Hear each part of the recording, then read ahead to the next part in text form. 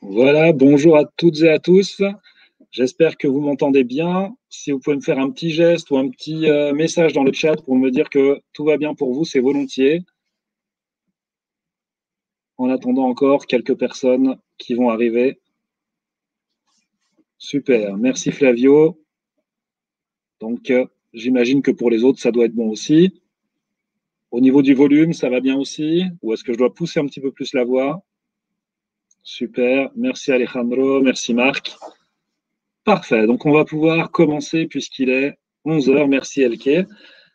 Et hop, je vais enlever cette partie-là. Donc, bienvenue à ce premier webinaire de la troisième session, du troisième cycle, qui est consacré à la relation client en pratique, au quotidien.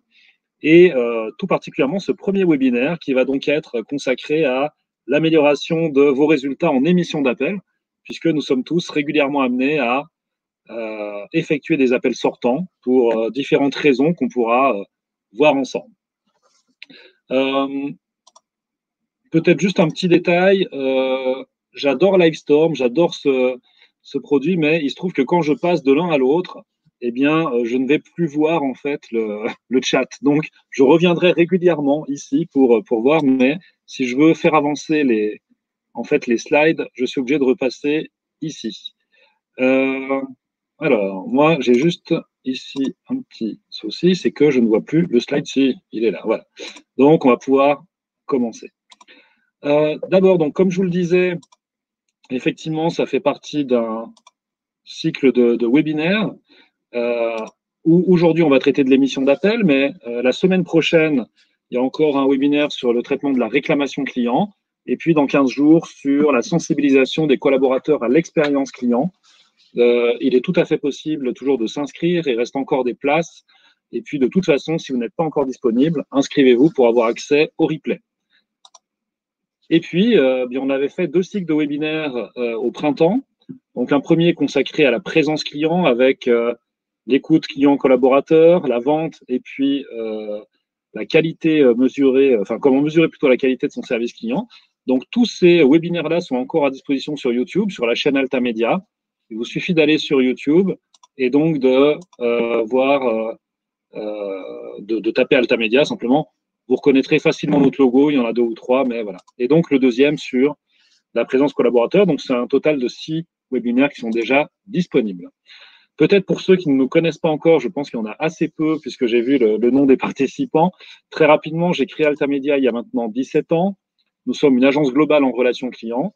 Ça veut dire que vous pouvez faire appel à nous si vous souhaitez connaître la qualité de votre relation client et collaborateur, soit en analysant, soit en jouant des clients mystères. On est en train, par exemple, de lancer là une grande campagne pour un réseau de transport public.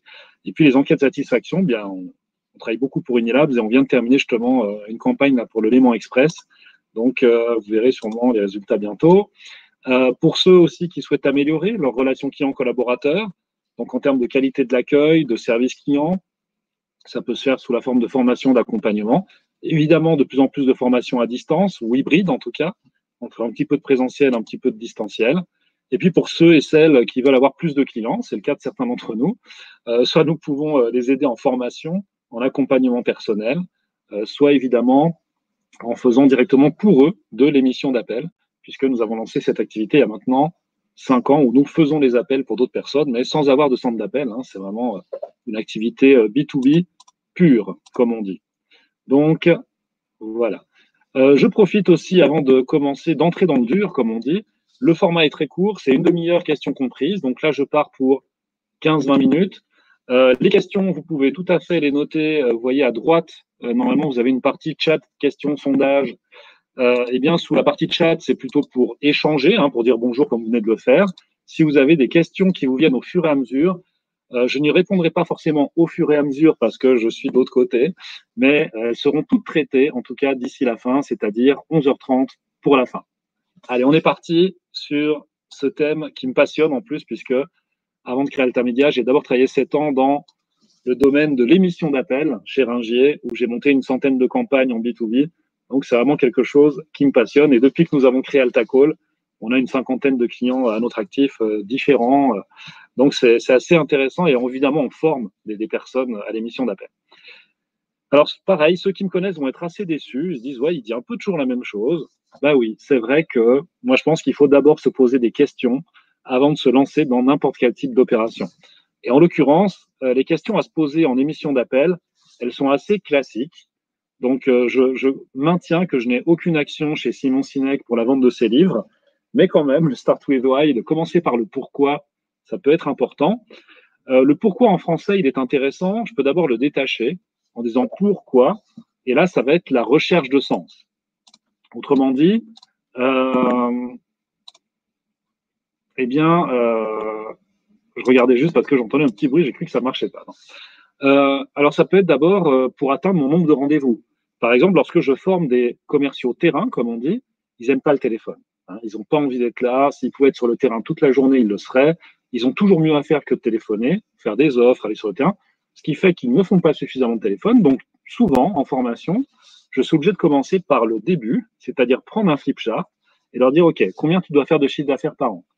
Combien de chiffre d'affaires entre tout seul par des gens qui font du référencement, etc. Et puis ensuite, on voit qu'il reste 200 contrats à faire. Ben, pour faire les 200 contrats, il va peut-être falloir voir 600 personnes. Pour voir 600 personnes et donc décrocher 600 rendez-vous, il va falloir faire peut-être 1800 heures d'appels par an. Et donc, on va répartir ces 1800 heures sur l'année. Et souvent, c'est ça, c'est ouais, mais pourquoi je fais du téléphone? Mais parce que tu as un chiffre d'affaires à atteindre, par exemple, et que donc tu dois faire X téléphones. Pour ceux qui sont intéressés au calcul, hein, je le refais avec eux volontiers, mais c'est assez intéressant de repartir du chiffre d'affaires à atteindre, le nombre d'affaires closées, enfin signées, sur le nombre d'offres, et puis on remonte comme ça jusqu'au nombre d'heures d'appel à faire pour obtenir tant de rendez-vous qui donneront donc tant d'offres et donc tant de chiffre d'affaires. Et puis, ça peut être intéressant de faire des appels sortants pour les spécificités du canal téléphone. On a, quoi qu'en disent les spécialistes du digital, beaucoup plus de résultats que par email, globalement. Quand je dis résultat, c'est sur 100 appels, ben, vous prenez 100 emails, 100 appels, vous regardez le taux de transformation, ça reste toujours nettement plus fort sur le téléphone, en moyenne, une fois de plus. Par contre, c'est plus cher, hein, évidemment, le téléphone, mais ça reste moins cher que le face-à-face. Donc, du coup, ben, il y a un positionnement à trouver. Le téléphone peut être intéressant à utiliser.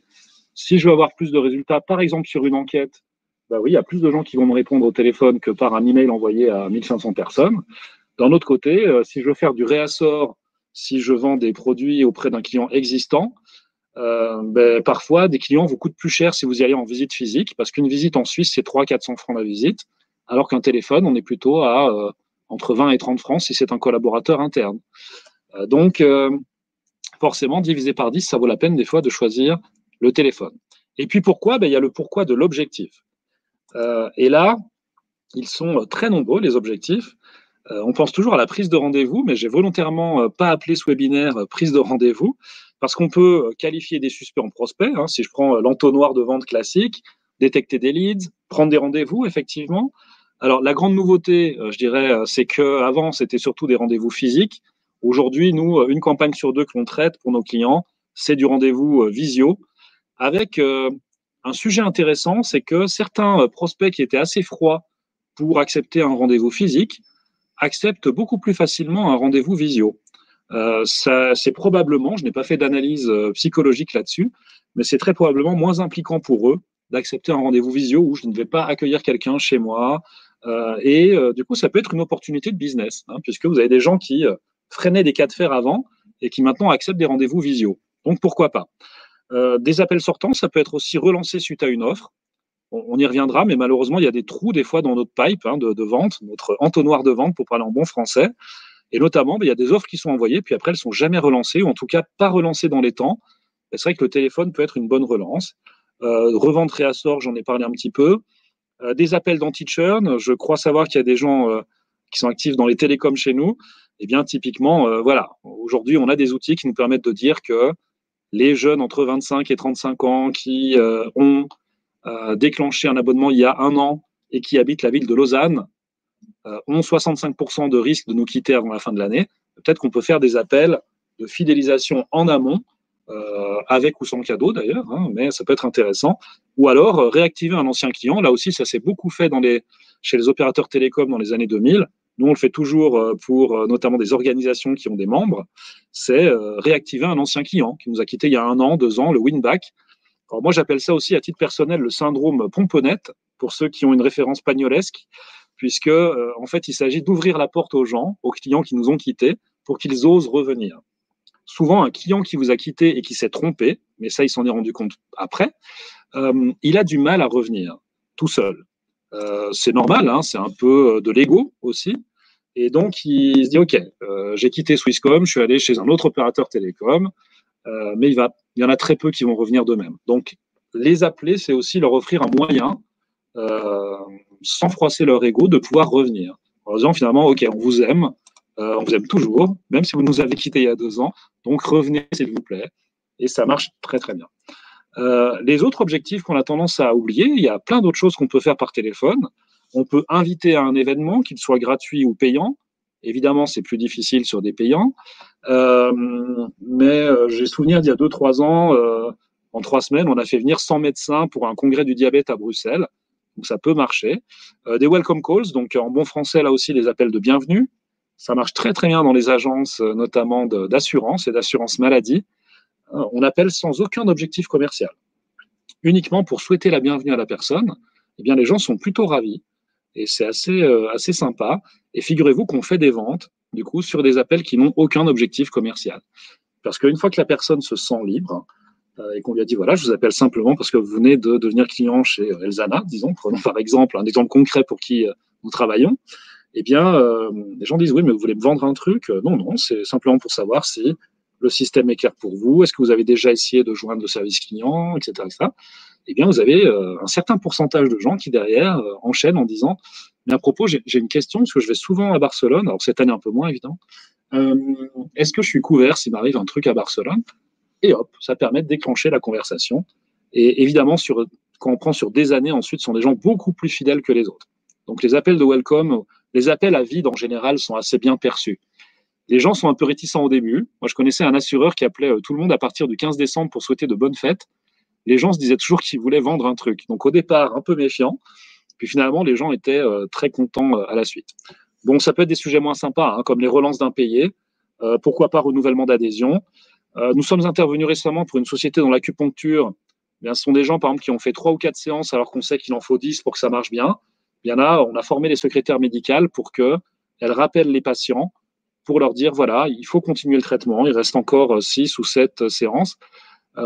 Et ça marche vraiment très bien. Là, c'est du nombre de patients et du chiffre d'affaires très rapidement réalisé. Ça peut être aussi jouer le client mystère. Alors, sur sa propre équipe, moi, je le déconseille, hein, honnêtement. Les gens peuvent vous reconnaître, et puis, c'est pas très sain, je trouve, de regarder sa propre équipe. Mais par contre, moi, je connais des gens qui régulièrement font des appels auprès de leurs concurrents, soit pour connaître les tarifs. Par exemple, bientôt, quand les premiers flocons de neige vont tomber, ça peut être intéressant de savoir que le pneu chez votre concurrent juste à côté, il est 20 francs moins cher ou 30 francs plus cher, ce qui permet d'avoir une élasticité au prix. Et chez certains, c'est vraiment, ça fait des campagnes entières d'appels pour savoir exactement quels sont les prix pratiqués par la concurrence. Ça peut être aussi la qualité, ou bien si vous avez un réseau de franchise, de mesurer ça. Donc ça, c'est la première question, hein. L'objectif, ça a l'air basique, mais il faut vraiment se poser cette question-là. La deuxième question, c'est qui? Alors là, je ne vous cache pas que j'entends encore des choses comme ah, mais nous, notre produit, notre service, il touche un peu tout le monde, ou au contraire, on a des clients très différents. Alors, stop avec ça. Nous, on se rend compte que vraiment, je pense que 80-80% des campagnes qui ne marchent pas, que ce soit d'ailleurs chez nos clients ou nous directement, c'est mauvais ciblage au départ. C'est-à-dire le fichier est mauvais ou alors on n'a pas bien ciblé. Voilà. Donc, il faut vraiment définir une cible par campagne. Vous avez le droit, évidemment, et la possibilité, je vous le conseille d'ailleurs, en temps de crise, d'avoir plusieurs types de cibles, mais vraiment une campagne égale une cible, ce qui vous permettra également ensuite, et on y reviendra, de mieux mesurer les résultats. Alors, comment est-ce qu'on définit les gens? Il y a plusieurs façons, hein. Ça peut être sur leur statut. Est-ce que c'est un suspect, un prospect, un lead, un client, un ancien client, son secteur d'activité, la taille de l'entreprise, la localisation. Et puis, même lorsqu'on fait des appels B2B, donc auprès d'une cible d'entreprise, c'est connaître la personne dans l'entreprise, avoir la fonction.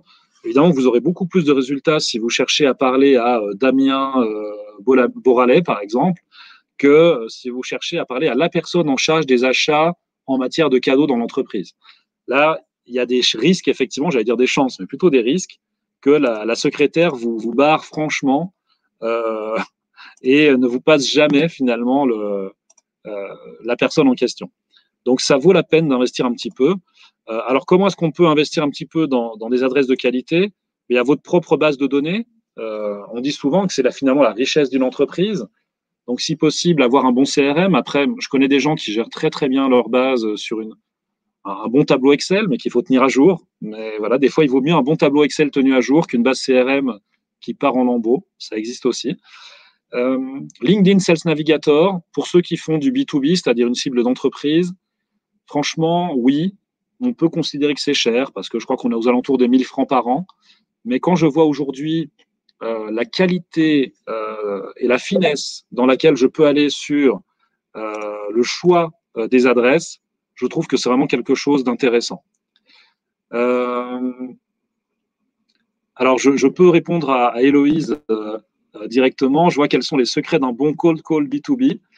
C'est un peu ce que je suis en train de dire. Hein. C'est d'abord se poser les bonnes questions, avoir des sources d'adresses de qualité, c'est-à-dire même si on ne connaît pas la personne, avoir ça. Et puis, ce qui nous permettra ensuite d'avoir un script qui sera évidemment beaucoup plus propre. Maintenant, le cold call en B2C, j'aurais tendance à l'éviter complètement. Hein. En B2B, c'est de savoir à qui on va s'adresser. Et une fois de plus, ce sera beaucoup plus facile de savoir que je m'adresse à Damien Boralet, qui travaille dans une entreprise de charcuterie à Saint-Étienne, dans la Loire, en France. Et je ne prends pas cet exemple au hasard. Ça marchera beaucoup mieux. C'est une campagne qu'on a fait il y a très longtemps. J'avais formé quelqu'un, mais c'est un peu la plus bizarre que j'ai faite, je dirais. Quelqu'un qui était spécialisé dans l'optimisation de la fabrication de saucissons et qui avait fait un petit peu le tour de toutes les possibilités en Suisse et qui avait acheté des très belles adresses auprès des chambres de commerce de la Loire et du Rhône. Et pour aller dans le sens d'Héloïse, pour répondre plutôt à sa question, on se demandait vraiment comment bien commencer. Et bien finalement, le fait d'avoir de bonnes adresses nous a donné un très bon motif d'appel. Le motif d'appel, j'y reviendrai juste après. Et puis, sinon, vous avez les loueurs d'adresses reconnus. Vous avez le BAN, que nous, on aime beaucoup parce que je travaille avec Nicolas depuis très longtemps, Nicolas Sauvant, le bureau d'adresse neuchâtelois, mais qui loue bien d'autres adresses que Neuchâtel, je précise, contrairement à ce que son nom pourrait faire penser. Vous avez AZ.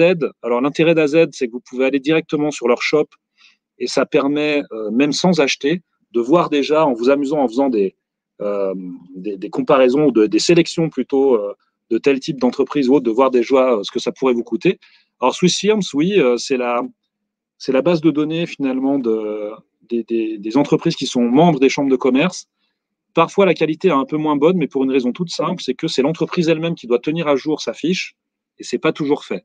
Par contre, là, le prix est très avantageux et je vous donne un petit truc, ça peut être une bonne astuce d'acheter ces adresses chez Swiss Firms et puis de les enrichir ensuite avec ce que vous trouvez comme info sur Sales Navigator. Nous, c'est ce qu'on fait, c'est-à-dire que ça nous permet d'avoir des adresses et des téléphones, puis ensuite on va chercher les bonnes fonctions, les bonnes personnes sur Sales Navigator pour nos propres adresses lorsqu'on doit prospecter pour Altamedia.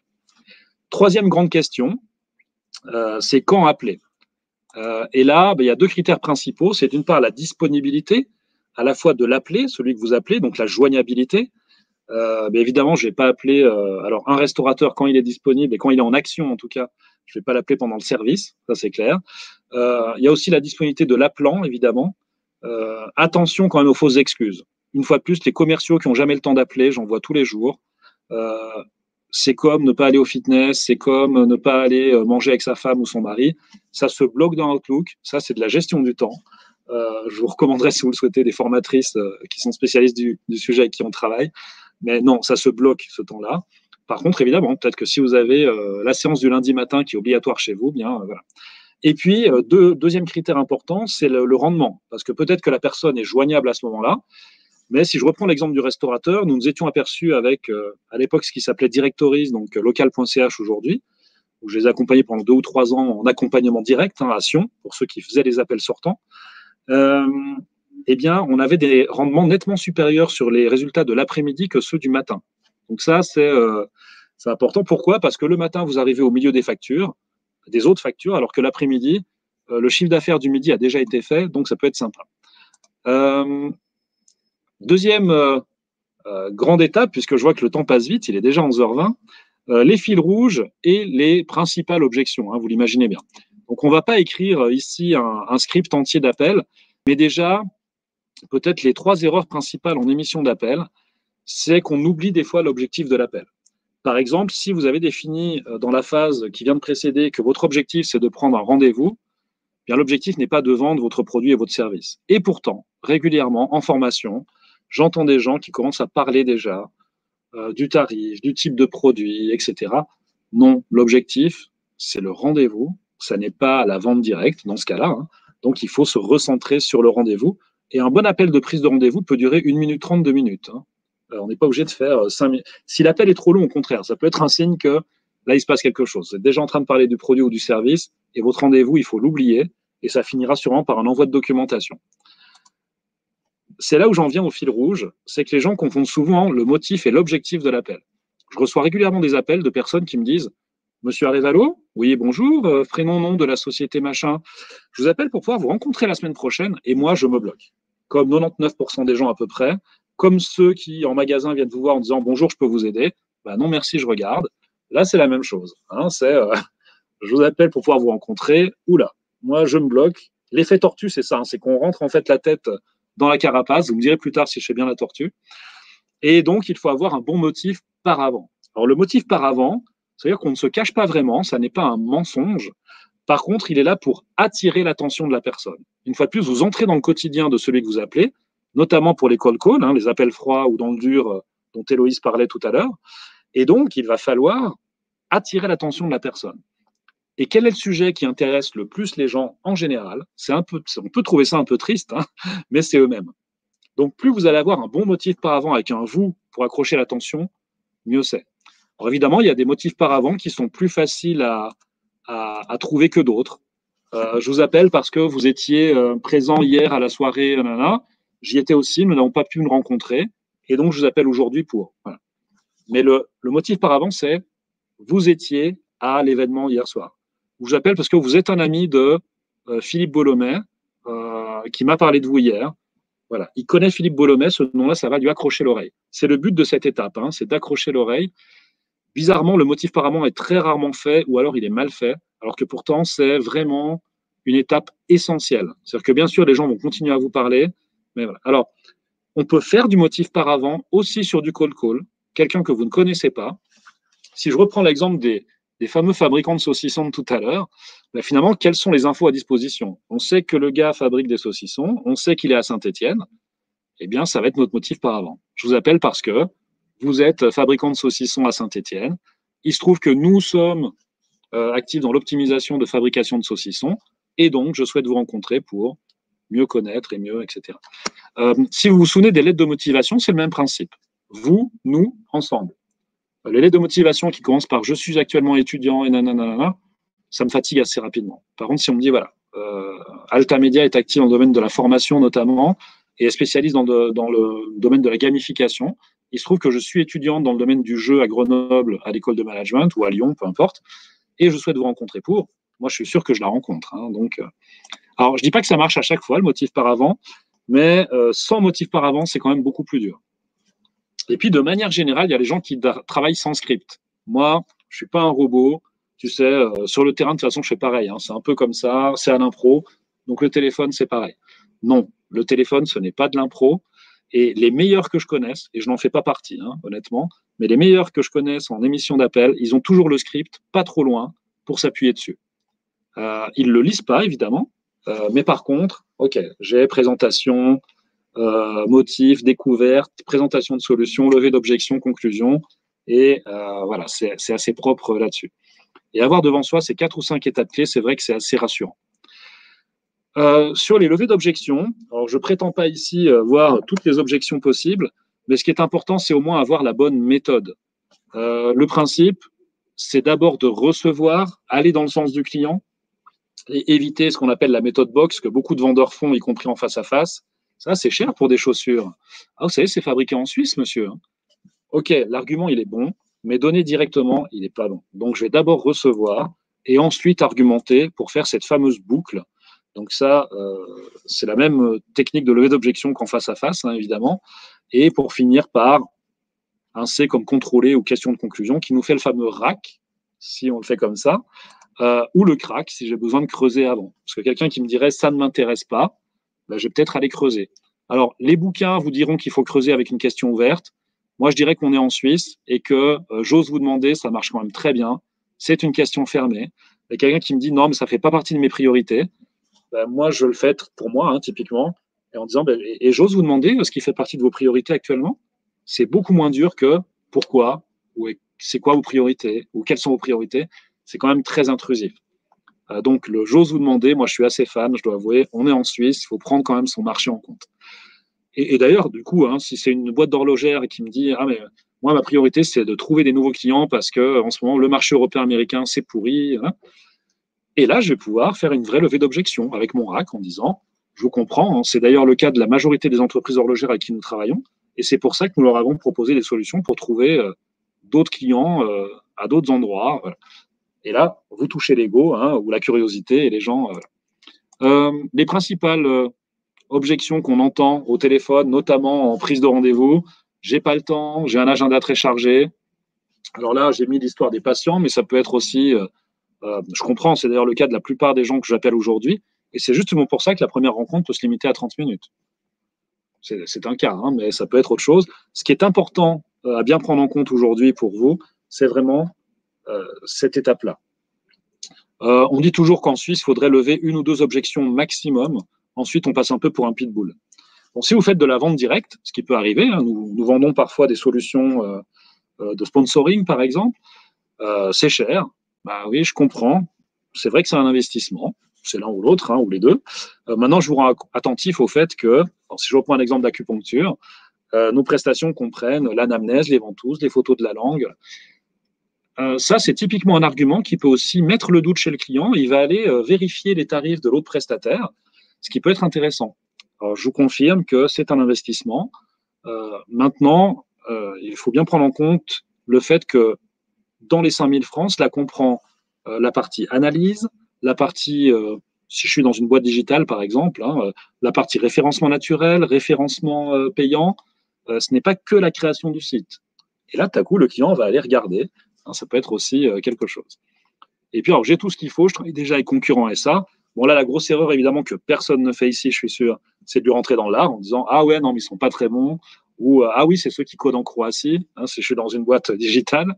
Mais là, l'objectif, si moi, mon objectif, c'est pas de prendre un rendez-vous, mais d'être, par exemple, listé dans les prochains appels d'offres, ben, je vais peut-être aller là-dessus. Et puis enfin, je vous avais dit, hein, 30 minutes, c'est court, hein, question comprise. Et en plus, ben, il y a deux, trois choses à pas oublier. Une qui me semble, moi, primordiale, la façon dont je dis les choses. Oui, il y a le choix des mots, oui, il y a le tic de langage. Des gens qui parlent au passé en émission d'appel, je leur demande de raccrocher tout de suite, ça ne sert à rien. Bonjour, je vous appelais pour, au conditionnel. J'aimerais parler à, hein, voilà, si éventuellement il est disponible. Non, on parle avec du je, du présent, ce qui n'empêche pas d'être poli. Bonjour, je souhaite parler à, voilà. Je dis pas monsieur machin, parce que ça veut dire que je le connais pas. Si j'ai son prénom et son nom, je vais plutôt dire bonjour, Fabien Révalo, Altamédia, je souhaite parler à Didier Borales, s'il vous plaît. Oui, c'est à quel sujet? Ah bon, je n'ai pas traité les barrages secrétaires aujourd'hui. Ça nécessiterait peut-être un webinaire entier. Bon, je suis à votre disposition après coup, hein, pour en discuter, sachant quand même que les secrétaires sont de mieux en mieux formés en Suisse. Avant, je disais qu'en France, c'était terrible et qu'en Suisse, c'était assez facile. Là, j'ai eu des appels à faire dans des EMS, c'était costaud, et les assistantes de direction étaient très, très bien formées au barrage. Et puis, évidemment, des éléments liés à la voix. Est-ce que je parle trop vite? Je pense que je parle trop vite depuis le début de ce webinaire, parce que je me suis mis la pression de 11h30, mais aussi en termes de volume, de silence, de timbre. Est-ce que j'ai du sourire dans la voix? Est-ce que j'utilise les bons tons? Il y en a un qui est super important en prise de rendez-vous par téléphone, le ton de la non-implication. Hein, celui où vous entendez les épaules se lever et qui dit finalement, bon, une fois de plus, c'est une première rencontre, c'est 30 minutes, et c'est bop, bop, bop, bop, c'est comme ça. Et celui-là, il est assez sympa à faire, je trouve, pour la prise de rendez-vous. Bon, là, je l'ai exagéré, hein, je ne fais pas bop, bop, bop, bop quand je fais des appels, évidemment. Deuxième élément, tout mesurer. Nous sommes dans du marketing direct, donc il faut mesurer. Pourquoi? D'abord pour identifier les campagnes qui fonctionnent le mieux, et donc gagner du temps, être plus efficient, se concentrer sur ces campagnes-là, sur ces cibles-là. Ok, visiblement, vous pensiez que c'était les entreprises de plus de 500. Eh ben non, plus de 500, les résultats sont très mauvais. Il vaut mieux se concentrer sur celles qui vont de 200 à 500. Pour optimiser vos heures d'appel, autant appeler les jours ou les heures où ça fonctionne. Vous voyez que c'est le mardi après-midi que ça fonctionne. Ok, je me bloque ma tranche, 14h, 16h pour faire mes appels. Et puis, ne restez pas sur des idées reçues. J'ai tellement entendu des gens qui disaient non, personne ne répond le lundi. Mais moi, régulièrement, je demande à mes collaboratrices d'appeler le lundi. Et tout à coup, comme par hasard, paf, on a des résultats sur certains types de clients qui marchent très bien le lundi. Bon, en ce moment, on a d'autres types de problèmes. Hein, c'est d'appeler chez les gens ou sur des mobiles pour être sûr de les trouver parce qu'ils sont la moitié en home office. Mais là aussi, on apprend assez rapidement, pour autant que vous mesuriez tout et que vous sachiez comparer ensuite. Mais pour pouvoir comparer, il faut mesurer. Et puis, troisième point, dans ces éléments supplémentaires, je dirais, c'est pas de one shot. C'est-à-dire, je connais des gens qui, ok, vont faire ça, puis ils vont faire une fois des appels.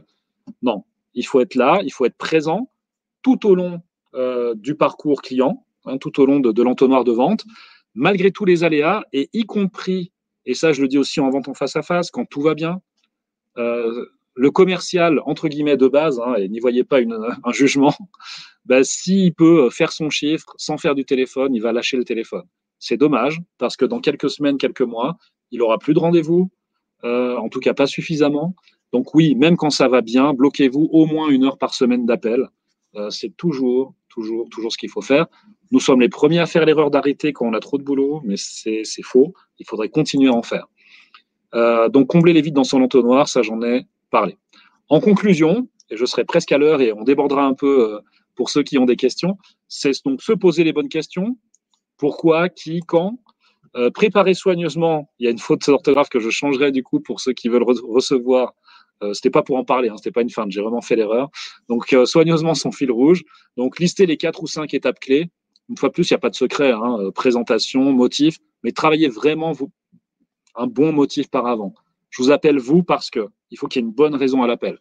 Et puis lever les principales levées d'objections, sachant qu'une fois de plus, les 4 ou 5 mêmes reviennent tout le temps. Il faut que j'en parle à mon chef, j'ai pas le temps, j'ai tout ce qu'il faut, ça m'intéresse pas. Et en plus, maîtriser ce que je dis et la façon dont je le dis, donc son infraverbal et son paraverbal, hein, pour les 2-3 formateurs qui sont présents aujourd'hui. Mesurer les résultats. Là, il y a des marketeurs donc, qui comprendront parfaitement ce que je veux dire. On ne peut améliorer que ce que l'on mesure. Donc, allez-y, mesurez. Et puis, être régulier, systématique. Puis enfin, comment nous, est-ce qu'on peut vous aider? Évidemment, en termes de formation, en termes d'accompagnement personnel et en faisant les appels à votre place. Mais ça, c'est un autre sujet. Avant de vous parler des autres thèmes, moi, je reviens ici vers vous. D'abord, merci beaucoup. Je suis conscient que c'était très concentré. Mais une fois de plus, si regardez, peut-être même ceux qui étaient en direct, hein, regardez à nouveau en replay et vous verrez que la majorité des points sont ici. Et on peut faire des grandes théories sur les appels sortants, mais c'est vraiment là. Alors, je vais dans le chat, c'est plutôt une réflexion. Selon moi, la raison pour laquelle les commerçants de terrain ne font jamais d'appel est très simple. C'est vrai. Peu d'entre eux ne maîtrisent la technique et j'irai même plus loin, Olivier, c'est souvent une peur. C'est-à-dire que quand je les ai en formation, les vendeurs terrain, je m'aperçois que, OK, ils mettent d'abord, oui, tu vois, c'est le non-verbal. Et effectivement, ils ont cette peur on va leur enlever le non-verbal, hein, les gestes, les mimiques, le regard, et ils ont peur de perdre quelque chose. Quand ils comprennent, et quand je leur demande, mais pourquoi tu préfères le face-à-face? Tu vois, quand j'arrive chez un opticien, je lui serre la main, ensuite on s'assoit, on discute, et je m'aperçois que finalement, ils me parlent d'étapes. Et parfois, les commerciaux terrain ont l'impression que le téléphone, c'est un truc un peu comme ça, finalement, où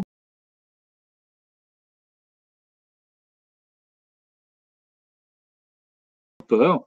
Quand ils comprennent qu'un appel sortant, il y a aussi une logique, il y a aussi des étapes, bien ça les rassure. Et quand ils voient qu'ils peuvent même y prendre du plaisir, là, tout à coup, ils sont contents. Alors, je dis pas qu'ils vont pas aimer retourner sur le terrain, sachant qu'aujourd'hui, en plus, pour certains commerciaux terrain, c'est une obligation aujourd'hui de faire du téléphone. Leur entreprise leur élargit leur zone de chalandise. Hein, moi, j'ai travaillé pour des vendeurs de soupe, par exemple, et de sauces, qui doivent visiter des EMS, des restaurants, etc. Ils peuvent plus aller visiter la petite brasserie du coin qui leur fait 200 francs de chiffre d'affaires semaine. C'est pas possible. Donc, il faut oui, se poser à l'aire de Bavois ou autre. Hein. On est très nombreux des commerciaux à faire ça, à se retrouver sur les aires d'autoroute. On met le frein à main et puis on fait une demi-heure d'appel auprès pas des petits clients, mais ceux qui sont pas assez rentables pour que j'aille les voir en tout cas à chaque fois. Est-ce que il y a d'autres questions? Oui, c'est vrai qu'en plus, aujourd'hui, le téléphone et puis la visio aussi, l'utilisation de la visio devient une compétence supplémentaire pour les vendeurs. D'ailleurs, on est en train de travailler sur le catalogue formation 2021 et pour rien cacher, Myriam, c'est vrai que c'est quelque chose qui va revenir parce que c'est pareil, aujourd'hui, le rendez-vous visio qui remplace le rendez-vous physique, il y a des avantages, parce qu'il y a des frais quand même en moins, il y a du temps gagné. Maintenant, c'est autre chose. Et voilà, c'est vrai qu'il faut aussi s'y préparer. Je réponds encore volontiers à une ou deux questions ou des réflexions, comme Olivier a pu le faire ou Myriam. C'est avec plaisir. Si ça n'est pas le cas, ou j'y reviendrai tout à l'heure, simplement vous rendre attentif et je vais rediminuer et hop, remettre ça en plus grand. Vous rendre attentif au fait qu'il y a encore 2 webinaires auxquels vous pouvez vous inscrire, qui sont d'une part comment mieux traiter les réclamations clients. On verra notamment la méthode Erika, la méthode Desk, qui pour moi sont vraiment des très très bonnes méthodes et qui marchent très très bien chez nos clients.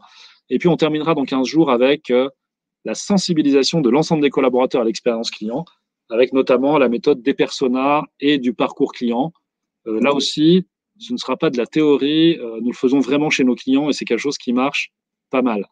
Je vois des compliments, merci beaucoup Elke et Muriel, ça fait toujours plaisir. Allez, encore une question quand même peut-être, ou Héloïse, est-ce que j'ai répondu à votre question tout à l'heure, si vous êtes encore là?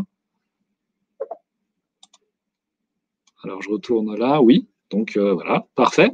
Je suis évidemment à votre disposition pour tout échange. Vous avez mes coordonnées, sinon allez sur le site d'Atlamedia, vous les trouverez, ou sur LinkedIn. Je suis évidemment ouvert à toute connexion sur LinkedIn et à tout échange. C'est vraiment notre passion, donc c'est avec plaisir.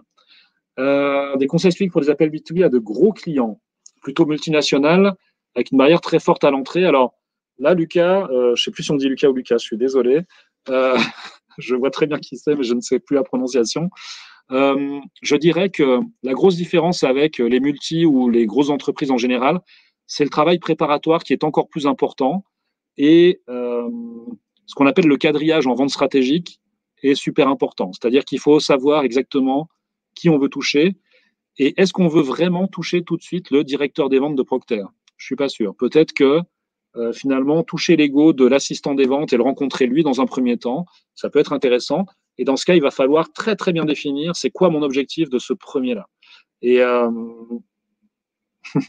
je vois Myriam qui me reprend sur les mots barbelés. C'est moche, Myriam, mais ça, tu le paieras. Et c'est vrai. Donc, pour répondre concrètement à Lucas, oui, pour moi, il n'y a pas de grosse différence avec les grosses entreprises, si ce n'est le travail préparatoire qui doit être encore plus important. Et puis, que penses-tu inclure dans chaque équipe un super pro des appels? Alors oui, moi je pense que, et c'est quelque chose qui est très germanophone, c'est de jouer sur les forces des gens. Et plutôt que d'obliger tout le monde à faire 20 heures d'appel par semaine, franchement, s'il y en a un qui adore ça, pourquoi pas, lui pourra en faire plus. Il pourra aussi sensibiliser ses collègues, parce qu'il y a quand même quelque chose qu'il faut dire, c'est que malgré toutes les techniques du monde, rien ne remplacera jamais l'état d'esprit. Et moi, je ne serai jamais aussi bon que certaines de mes collègues qui font des appels sortants, parce que quand je leur demande, mais comment tu fais, je m'aperçois qu'il y a une question aussi d'ego. C'est-à-dire que moi, quelqu'un qui me dit non, qui me refuse un rendez-vous au téléphone, j'ai tendance à le prendre pour moi. Alors que, par exemple, j'ai une collaboratrice qui s'appelle Delphine qui me dit, ah mais moi, j'ai pas d'ego. Je disais, mais attends, pas d'ego, c'est quand même. Mais j'ai compris ce qu'elle voulait me dire, c'est qu'elle ne prend pas le rejet, le refus pour elle-même. Ça, c'est intéressant. Donc oui, Olivier, je pense que ça peut être sympa de jouer sur les forces des gens. Et ça va au-delà de l'émission d'appel. Moi, j'ai connu ça avec Hornbach, qui est un client à nous. On m'a prêté des bouquins, alors d'abord en allemand, mais je ne lis pas l'allemand, donc maintenant en anglais, où on joue de plus en plus en leadership sur les forces des gens. Alors bien sûr qu'il faut avoir une équipe polyvalente, mais pourquoi pas finalement demander à Julien qui adore faire les décorations de faire les décos et à Nathalie qui adore mettre en rayon, demander d'abord à Nathalie. Et ok, le jour où elle est absente, Julien il sait aussi le faire, mais le jour où ils sont tous là, d'abord jouer sur les forces de chacun. Et moi je suis assez partisan de cette chose-là, c'est assez nouveau dans le monde du management, mais oui. Et puis alors Joseph, en B2B, c'est quoi un bon taux de transformation moyen? Alors ça, c'est toujours la question piège, parce que nous, on a des campagnes qui vont de 0 à 90. Pour une chambre de commerce, on arrive à 90%, mais c'est très rare. Sur du froid, je dirais que si on a bien travaillé en amont on le fait au bon moment. Hein, les 3 questions qu'on a dit finalement, hein, pourquoi, pour qui et quand. On arrive en B2B sur du froid à 10-15%, c'est quelque chose de faisable. Ensuite, on a toujours des mauvaises surprises. On peut tomber à 5. Et puis, d'autres fois, on tombe au bon moment parce que vos concurrents sur ce secteur sont nuls. Et on a eu le cas. Hein, et tout à coup, on est à 25-30%. Après, sur des milieux super concurrentiels comme les agences web, il y en a beaucoup. On a eu la chance de faire des appels pour des agences web où la préparation était super bien faite. Cette équipe, pardon, j'allais dire cette agence envoyait un superbe mailing avec une boîte rose dont tout le monde se souvenait quand on appelait. Ben forcément, les résultats étaient très bons parce que le motif était bon, compris, et les gens rattachaient tout de suite l'appel à la boîte rose qu'ils avaient reçue quelques jours avant. Et là, on est allé sur plutôt du 15%, ce qui est très très bon sur un secteur super concurrentiel. Après, une fois de plus, je vous rends attentif au fait que le but n'est pas forcément de vendre tout de suite ou de faire de la prise de rendez-vous. On s'aperçoit dans certains secteurs que c'est mort et qu'en fait, il faut inviter les gens plutôt à un atelier. Nous, c'est ce qu'on fait pour les RH. Hein. On s'aperçoit que prendre rendez-vous aujourd'hui avec une RH, c'est très compliqué. Par contre, l'inviter d'abord à du contenu, donc notamment, ça peut être soit la newsletter, soit voilà. Ça donne aussi des résultats, mais à plus long terme. On a été par exemple contacté pour une boîte énergétique neuchâteloise, et quand on a remonté sur comment elle nous avait connus, bah, c'était un appel qui avait eu lieu 6 à 9 mois avant, de qualification, et nous avions inscrit cette société à InfoHat en plus, pourtant, vous voyez, c'est pas terrible, pour la newsletter, mais le nouveau responsable marketing, il a regardé la newsletter, et puis il s'est dit, tiens, ouais, et puis il nous a contactés, on est entré dans l'appel d'offres et on a signé. Et c'est un de nos gros clients, on va dire, pour 2021. Donc, voilà, donc c'est toujours compliqué, mais comme normalement, si on fait bien le travail en amont, je dirais que 5-10%, ça semble être un bon taux de transformation. Bon, évidemment, c'est plus facile si c'est une transformation pour recevoir un cadeau. Hein. Voilà. Super. Alors, merci beaucoup à toutes et à tous d'avoir été présents aujourd'hui. N'oubliez pas les webinaires futurs. Et puis, vous pouvez encore inciter des gens autour de vous à s'inscrire, même à celui-ci, parce que je vais je vais faire tout de suite après, là, je vais laisser la possibilité de s'inscrire en différé pour recevoir le replay. Donc, si vous vous dites après coup, mince, Julien, il aurait dû voir ce truc-là, je dis toujours Julien hein, comme prénom. Si un Julien dans la salle, ne te sens pas visé. Mais voilà. Il me reste à vous souhaiter une bonne journée. Et puis à très bientôt, et j'espère à mardi prochain pour mieux traiter les réclamations clients, sachant que les réclamations, c'est aussi le début de la vente. Donc, on y reviendra. À bientôt, bonne journée.